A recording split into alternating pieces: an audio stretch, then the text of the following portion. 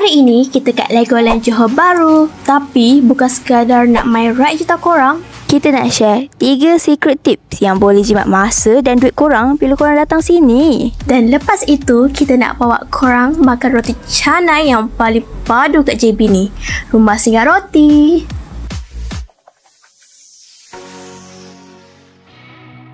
Destinasi pilihan kali ini ialah Johor Bahru.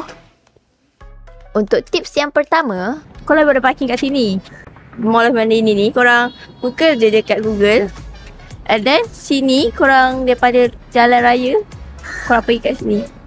Sini korang masuk sini, free parking. Okay?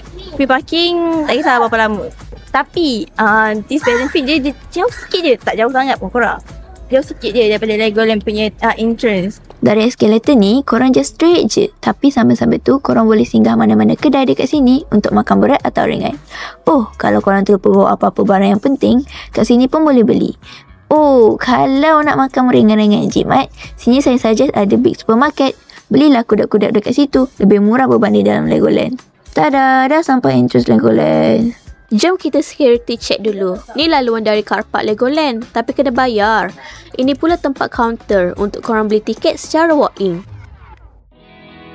Untuk pengetahuan korang, Legoland Johor Bahru ni ialah Legoland yang pertama di Asia dan yang ke-6 di dunia pada tahun 2012. Bukan itu sahaja, Lego Flower Garden juga adalah yang pertama di dunia tau guys. Which is, Flower Garden ni memang made of Lego guys. Saya ada bau-bau. Bau wangi. Bau wangi. Kita deh. Okay, tips yang kedua. Mungkin ramai tak tahu. Legoland ada buat Elo Pass, which is plus one of unlimited access and more.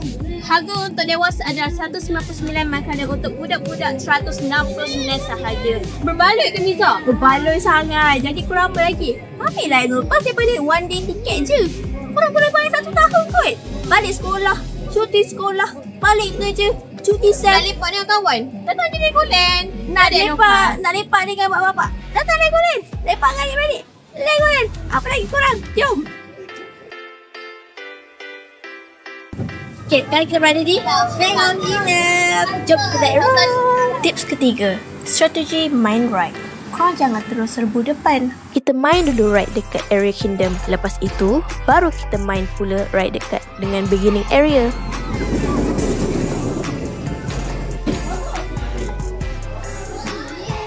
Sambil-sambil nak recharge balik energy, kita boleh pergi kat Miniland. Nak apa dek? Nak apa tadi? Jangan lupa like and subscribe.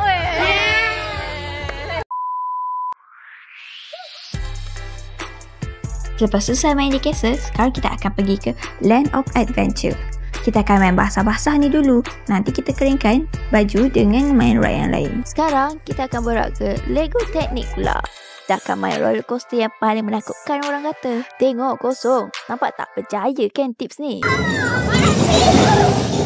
Setelah sehari suntuk bermain di Legoland, jom kita isi perut di port lepak makan murah lepas pokai. Tengok, ni lah video-video waktu malam. Cantik kan? Ada lampu-lampu yang meriah. Ada orang jogging.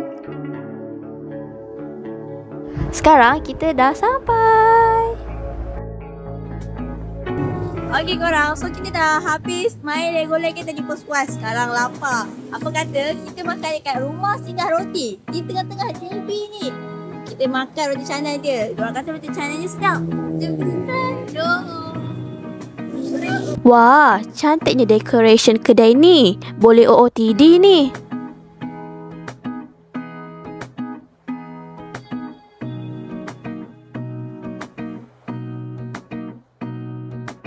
Legoland tersedia di Port Wajib JB iaitu Rumah Singgah Roti. Serius, roti canai dia lembut, kuah kari dia padu dan yang paling best, harga bawah RM5 je. Okay, so kita dah kenyang dah makan tadi. Sedap kan korang? Sedap gila. Korang, roti canai dia dah sedap. Lepas tu, murah. Berbaloi weh. Bawah RM5 tak. Mana lagi korang cari? Korang singgah lah Rumah Singgah Roti ni lepas korang habis main Legoland. Dapat yang penat, makan roti canai sedap korang. Air dia pun sedap. Murah guys. Murah so, I think that's all for today guys. See you guys in the next video.